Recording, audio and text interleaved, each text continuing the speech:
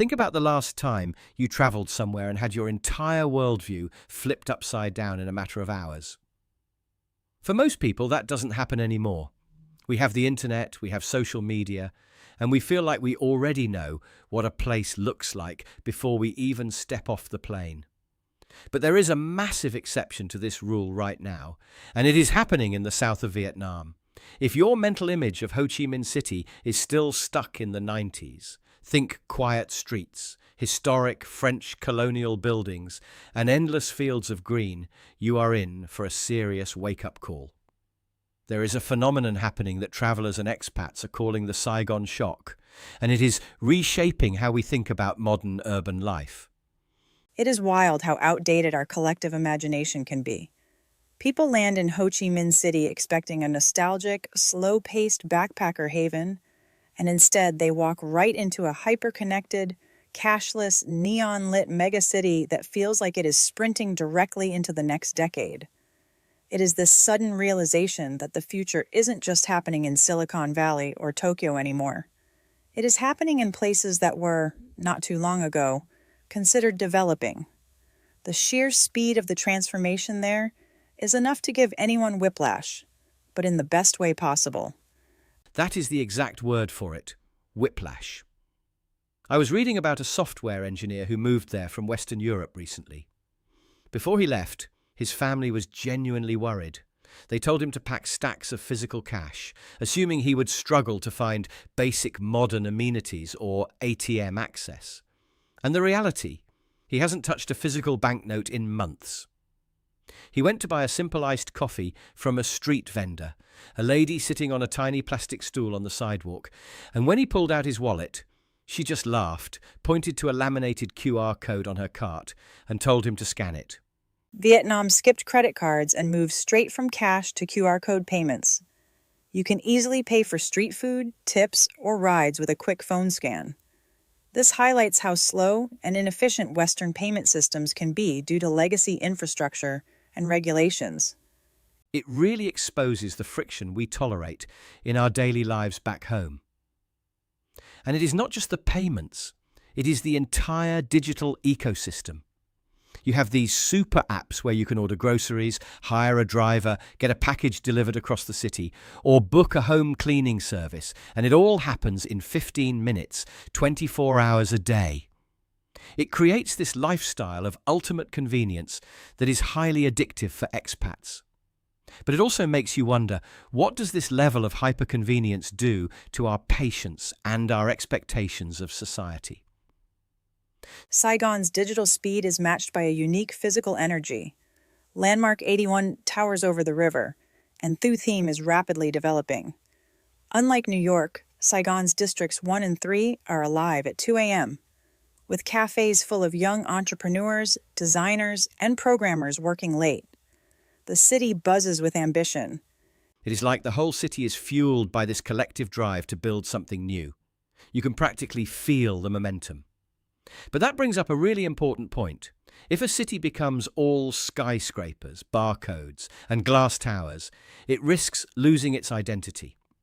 We have seen it happen to other global hubs where rapid development sterilizes the local culture, turning the city into a generic corporate landscape.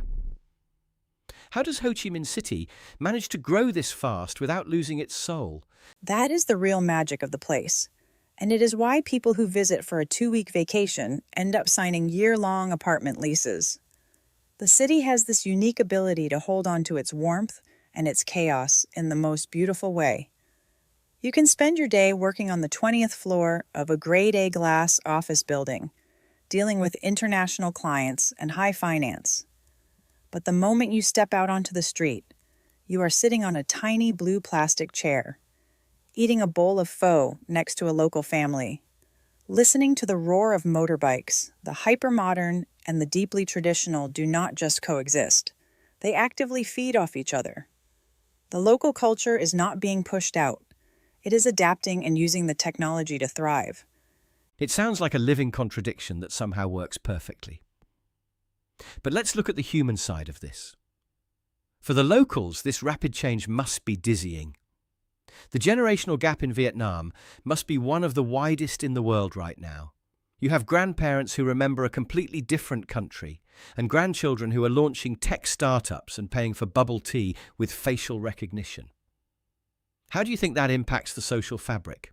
It definitely creates a unique dynamic. The older generation has lived through immense hardship and transition, which has fostered a deep resilience. The younger generation, on the other hand, is highly educated, globally connected, and incredibly optimistic. They are proud of their heritage, but they are not bound by the past. There is a strong sense of national pride in seeing their country rise on the global stage. Instead of conflict, you often see a lot of mutual respect. The youth are using their tech-savvy skills to help their parents and grandparents modernize their small businesses. It is a collaborative kind of progress rather than a disruptive one that leaves the elderly behind. That is a very hopeful way of looking at it. But what about the expats and digital nomads who are flocking there? They are attracted by the low cost of living, the safety, and the incredible lifestyle. But does this influx of foreign wealth create a bubble? Are we seeing a rise in gentrification that might eventually push the locals out of the very neighborhoods they built? In Saigon, rising local wealth, not just foreigners, is driving demand for high-end cafes and apartments. Unlike other hubs, foreigners join an existing wave of prosperity. The challenge is ensuring infrastructure and housing stay accessible to all, not just the tech elite. It is a delicate balance. And it makes you think about the global shift in momentum. For decades, the narrative has been that people from developing countries look to the West for inspiration, technology, and career opportunities. But now we are seeing a reverse flow. Young, talented professionals from Europe and North America are looking at Southeast Asia as the place where the action is, where they can actually feel a sense of growth and possibility that feels stagnant back home. Absolutely. If you live in a mature economy, things can feel very bureaucratic, heavy, and slow. You feel like the rules have already been written, and your job is just to keep the machine running. But in a city like Ho Chi Minh City, the rules are still being written. There is a sense of agency. If you want to start a business, build a community, or try something completely new, the barriers to entry are low, and the enthusiasm from the community is incredibly high. It is an environment that rewards initiative. That is the real shock for many Westerners. It is not just the technology. It is the realization that the center of gravity is shifting. It really challenges our assumptions about progress. We often equate development with order, quietness, and strict regulation. But Saigon proves that progress can be chaotic, loud, and incredibly organic. It is a city that doesn't wait for permission to build the future. It just starts building and then figures out the details along the way. It is a very different philosophy of growth. It is the ultimate startup mentality applied to an entire metropolis. Fail fast, iterate, and keep moving forward. And for anyone listening who is feeling a bit stuck in their routine, maybe it is time to look at the map differently.